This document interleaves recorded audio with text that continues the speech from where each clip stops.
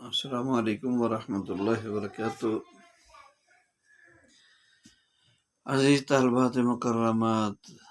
اللہ تعالیٰ آپ سب کو سرسبز و شاداب رکھے، عافیت والی، عفت والی، قبولیت والی پاکیزہ زندگی نصیب فرمائے۔ امید ہے کہ گزشتہ اسباق کو بھرپور طریقے سے سیکھنے اور سمجھنے کے لیے محنت کر رہی ہوں گی۔ آج ہم ہدایہ جلد ثانی کا سبق نمبر 78 صفحہ نمبر 399 کی عبارت وَلَوْ قَالَ لَهَا إِذَا حِزْتِ حَيْزَةً سے شروع کر رہے ہیں۔ دعا ہے کہ اللہ تعالیٰ ہمارے لیے قدم بقدم آسانیاں پیدا فرمائے، علم و عمل کی تمام منازل کو آسان فرمائے۔ بسم اللہ الرحمن الرحیم، اللہم صلی علی محمد کما تحب وترضى۔ ولو قال لها إذا حزت حيزة فأنت طالق لم تطلق حتى تطهر من حيزها لأن الحيزة بالهاء هي الكاملة منها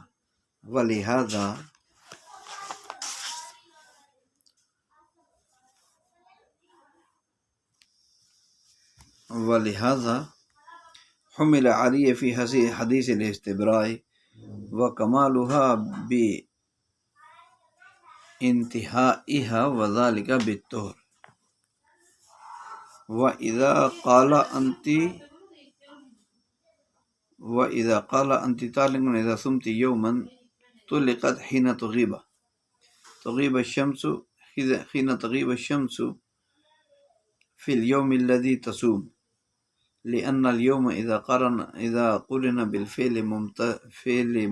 بفعل ممتد يراد به بياض النهار بخلاف ما إذا قال لها إذا صمت لأنه لم يقدره بمعيار وقد وجد الصوم بركنه وشرطه۔ ومن قال لامرأته إذا ولدت غلاما فأنت طالق واحدة وإذا ولدت جارية فأنت طالق ثنتين، فولدت غلاما وجارية ولا يدري أيهما أول لازمه في القضاء تطليقة وفي التنزه تطليقتان، وإن قضت العدة لأنها لو ولدت الغلام أولا وقعت واحدة وتنقضي عدتها بوضع الجارية ثم لا تقع أخرى به لأنه حال انقضاء عدة، ولو ولدت الجارية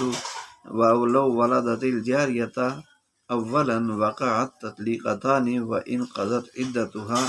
بوضع الغلام ثم لا يقع شيء آخر به لما ذكرنا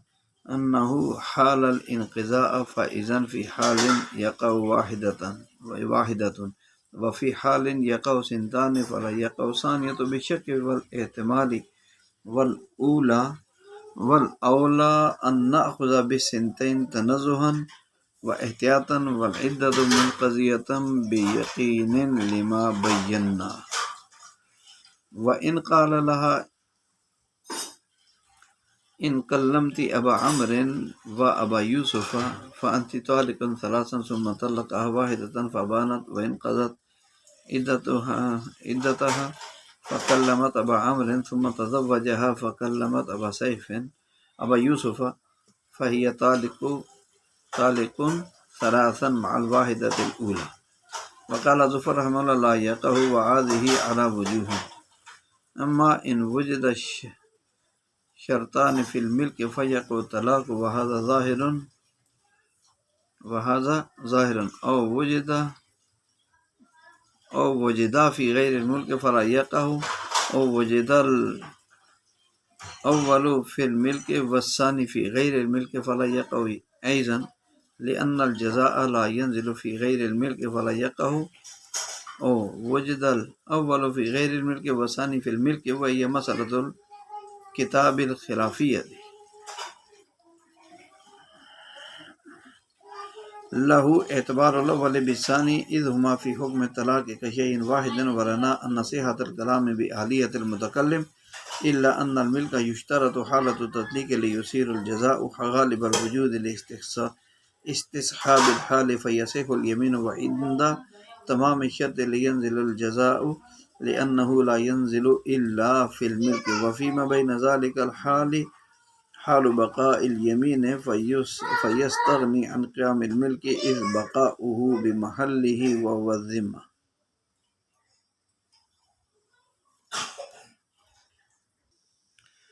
بسم اللہ الرحمن الرحیم۔ یہاں سے یہ بتانا چاہتے ہیں کہ اور اگر شوہر نے بیوی سے کہا کہ جب تجھے ایک حیض آئے تو طلاق ہے، تو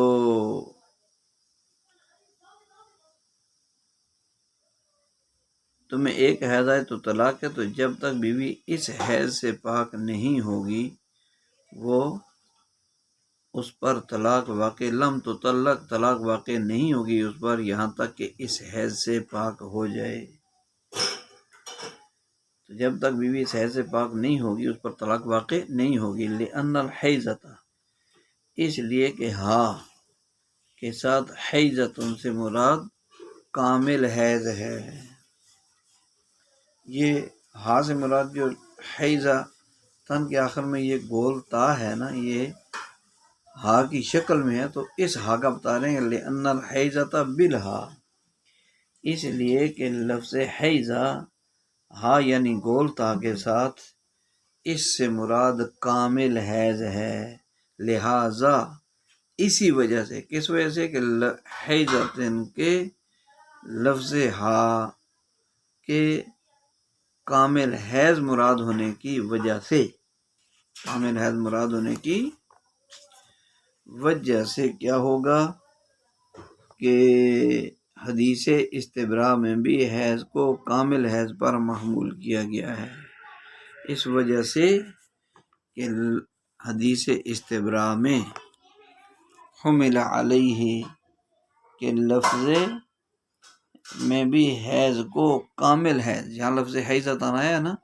وہاں کامل حیض پر محمول کیا گیا، یعنی کامل حیض مراد لیا گیا۔ وَكَمَالُهَا بِانْتِهَائِهَا، اور حیض کا کمال اس کے ختم ہونے سے ہوگا، اور یہ چیز یعنی یہ انتہا کی خبر یہ طہور سے حاصل ہوگی، طہور سے حاصل ہوگی۔ یہاں یہ مسئلہ ہے کہ شوہر نے بیوی سے کہا اذا حیضت حیضۃ فانت طالق، تو اس صورت میں جب تک بیوی کو حیض آ کر ختم نہیں ہو جائے گا اس پر طلاق واقع نہیں ہوگی، طلاق واقع نہیں ہوگی۔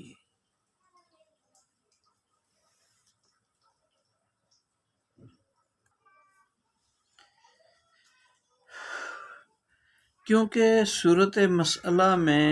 شوہر نے حیضتی کے بعد لفظ حیضتن کا اضافہ کیا، اور حیضتن کے آخر میں جو گول تا ہے وہ کامل اور مکمل ہونے کے لیے استعمال ہوتی ہے، لہذا حیضتی حیضتن کا مطلب یہ ہوگا کہ جب تمہیں پورا اور مکمل ایک حیض آ جائے تو تمہیں طلاق ہے، اور ظاہر ہے کہ حیض اسی وقت مکمل ہوگا جب خون آنا بند ہو جائے گا، اور خون اسی وقت بند ہوگا جب وہ حیض سے پاک ہو جائے گی۔ اسی لیے صورت مذکورہ میں ہم کہتے ہیں کہ جب تک بیوی پاک نہیں ہو جاتی اس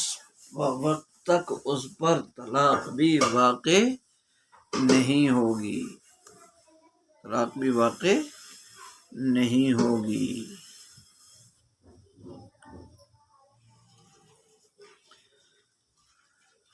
ولہذا اس سے مصنف رحمۃ اللہ علیہ کہتے ہیں حیضتن کی ہا آخر میں جو گولتا ہے اس کو کمال اور تمام کے لیے، ایک چیز کے کامل ہونے کے لیے جب مانا ہے تو اس پر سنن ابی داؤد کی حدیث لا توطأ الحبال حتى يضعن حملهن ولا الحبال حتى تستبرأن بحیضۃ، کہ حمل والی عورتوں سے وطی نہیں کی جائے گی یہاں تک کہ وہ اپنا وضع حمل کر لیں، یعنی بچہ جن لیں، اور حمل والی کوئی عورت حمل والی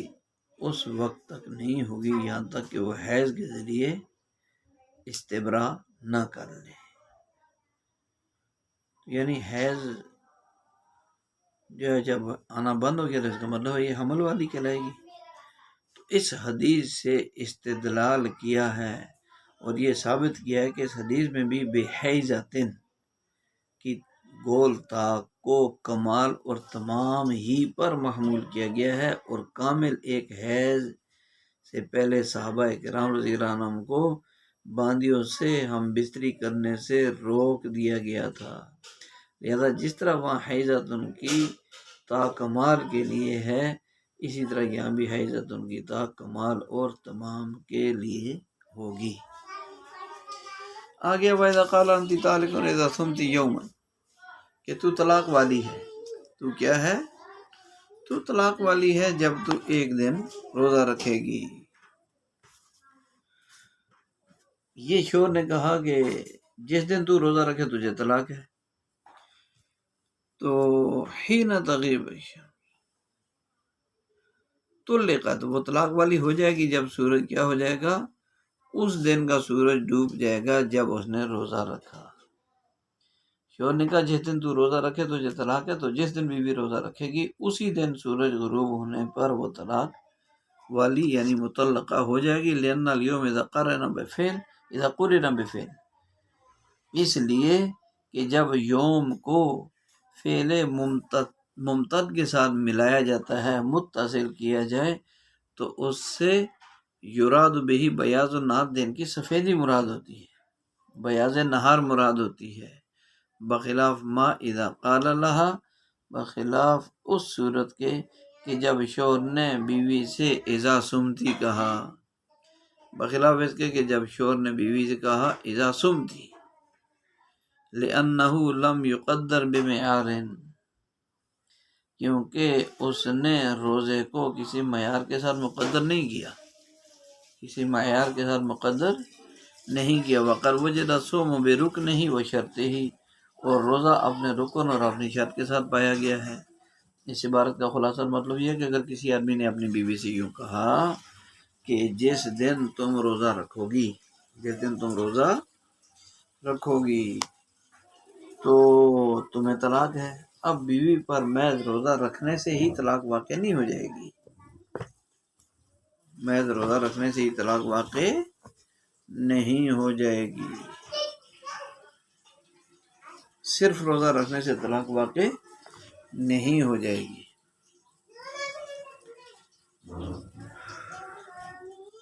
بلکہ جب وہ اس دن کا روزہ مکمل کر لے گی، اور روزہ مکمل ہوتا ہے سورج غروب ہونے پر، تو روزہ رکھے ہوئے جس دن روزہ رکھا اس دن کا سورج غروب ہو گیا، اس وقت اس پر طلاق واقع ہوگی۔ اس کی دلیل یہ ہے کہ صورت میں شوہر نے لفظ یوم کو فعل ممتاز یعنی صوم کے ساتھ متصل کیا۔ صوم، روزہ ایک ایسا عمل ہے کہ وہ صبح سے لے کر شام تک ہوتا ہے، اور لفظ یوم کے سلسلے میں تو یہ ضابطہ ہے کہ جب اسے لفظ یوم کو فعل ممتاز کے ساتھ، ممتد کے ساتھ، ممتاز یعنی پھیلنے والا، لمبا ہونے والا، اس کے ساتھ متصل کر دیا جاتا ہے، تو پھر اس سے بیاض نہار مراد ہوتا ہے، دن کی سفیدی یعنی طلوع سے لے کر غروب تک وہ مراد ہوتا ہے۔ لہذا یہاں بھی یوم سے بیاض نہار مراد ہوگا، اور جزا یعنی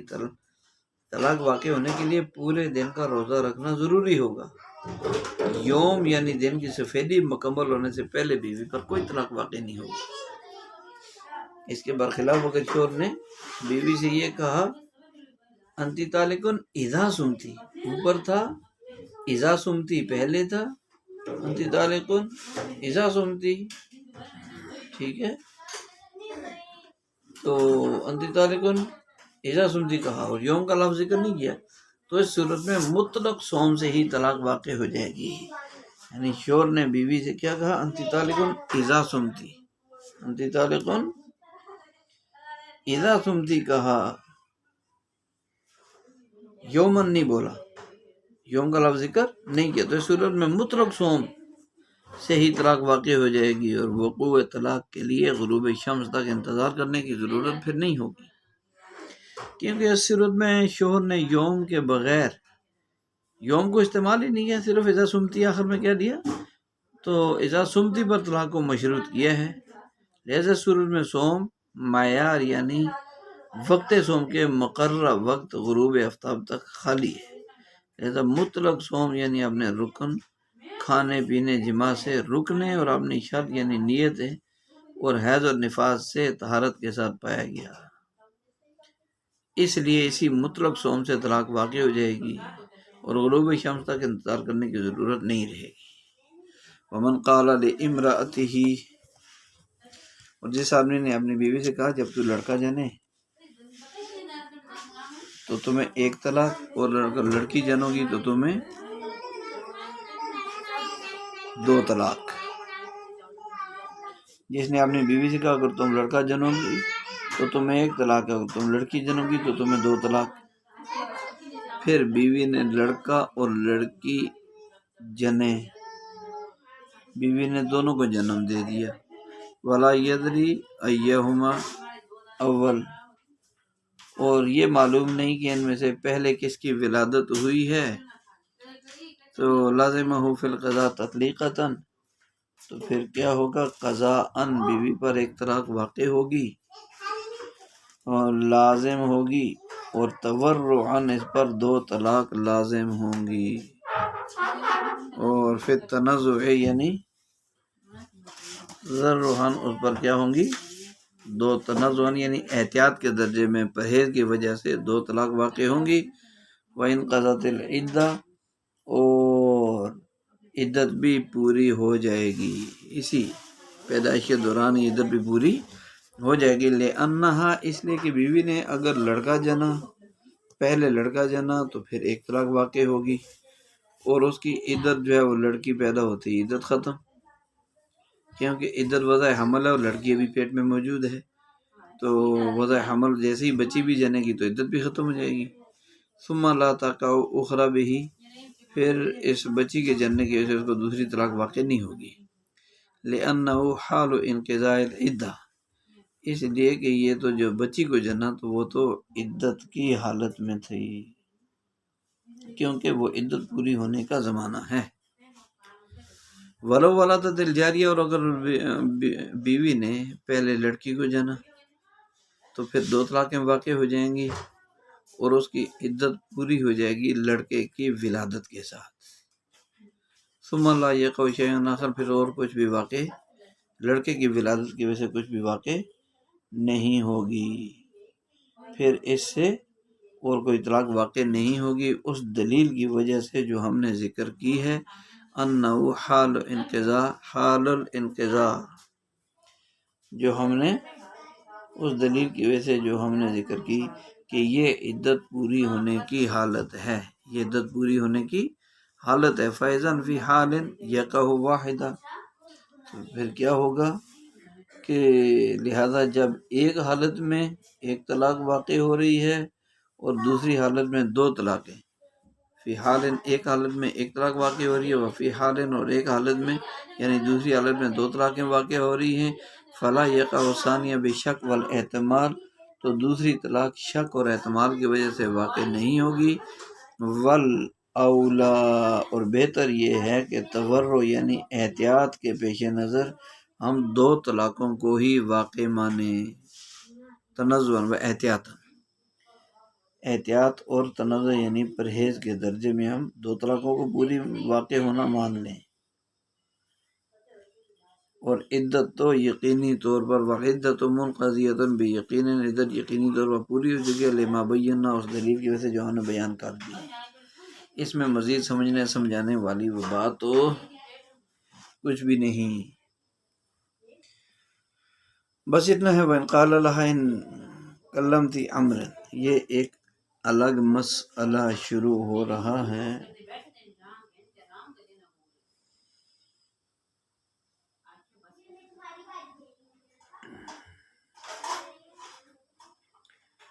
اور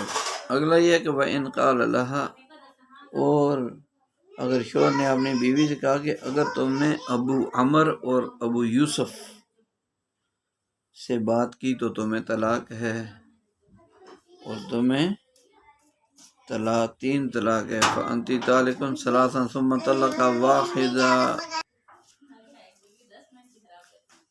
فَأَنْتِ طَالِقٌ ثَلَاثًا، تو 3 طلاق والی ہے۔ پھر کیا ہو گیا، ثم طلق واحدہ، پھر شوہر نے اس کو ایک طلاق بھی دے دی، فبانت، پھر وہ کیا ہو گئی، وہ بائنہ ہوگی، چنانچہ وہ بائنہ ہوگی، وانقضت عدتها، اور اس کی عدت جو ہے پوری ہو گئی۔ فکلمت ابا عمر، پھر اس نے ابو عمر سے بات کر لی، تو ابو عمر سے جب اس کی عدت پوری ہوئی ایک طلاق بائنہ کی وجہ سے، تو اس نے ابو عمر سے بات کر لی، ثم تزوجها، پھر شوہر نے اسے نکاح کر لیا، چونکہ ایک عدت کی طرح بائنہ کے بعد دوبارہ نکاح ہے، پھر اسے نکاح کر لیا۔ فکلمت ابا یوسف، اس نے بعد میں یوسف سے بات کر لی دوبارہ بیوی ہونے کی صورت میں۔ پہلے ابھی 3 طلاق کی اس نے شرط لگائی تھی کہ تجھے 3 طلاق ہوگی ابو عمر اور ابو یوسف سے اگر تم نے بات کی، لیکن یہ کہنے کے بعد شوہر نے اس کو ایک طلاق دے دی، پھر وہ بائنہ ہوگی، اور اس طرح کے بائنہ کی صورت میں اس نے عدت پوری کی، ٹھیک ہو گیا، اور عدت پوری کی تو پھر اس نے ابو عمر سے بات بھی کر لی عدت پوری کر کے، لیکن یہ جب بات کی ہے اس وقت ابھی یہ اس کی بیوی نہیں تھی، چونکہ بائنہ ہو چکی تھی، عدت پوری کر چکی تھی۔ پھر اس نے دوبارہ اس سے نکاح کر لیا، ٹھیک ہے، اب پھر بیوی بن گئی، اب بیوی بن کر اس نے ابو یوسف سے بات کر لی، ابو عمر سے تو بات ہوئی تھی بغیر بیوی ہونے کی حالت میں، تو فَيَ طَالِقٌ ثَلَاثٌ، تو یہ 3 طلاق والی ہو جائے گی، مع الواحدۃ الاولی، تو پھر کیا ہوگی، پہلی ایک طلاق کے ساتھ بیوی پر 3 طلاق واقع ہو جائیں گی۔ ایک پہلی تھی نا جس کی عدت پوری کر چکی ہے، یہ اس سمیت 3 طلاق والی ہو جائے گی، اور امام ظفر رحمۃ اللہ علیہ فرماتے ہیں کہ ایک بھی طلاق واقع نہیں ہوگی، وہذہ، یعنی وہذہ المسئلہ علی وجوہ،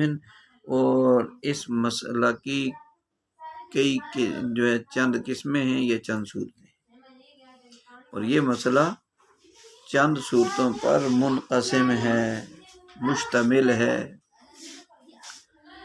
چند صورتیں کیا ہیں، اما ان وجد الشرطان،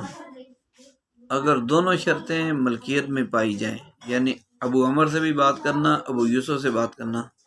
دونوں شرطیں ملکیت میں پائی جائیں تو ایک طلاق واقع ہو جائے گی، تو طلاق واقع ہوگی، وہذا ظاہر، اور یہ ظاہر ہے۔ دوسری صورت یہ ہے کہ او وجدہ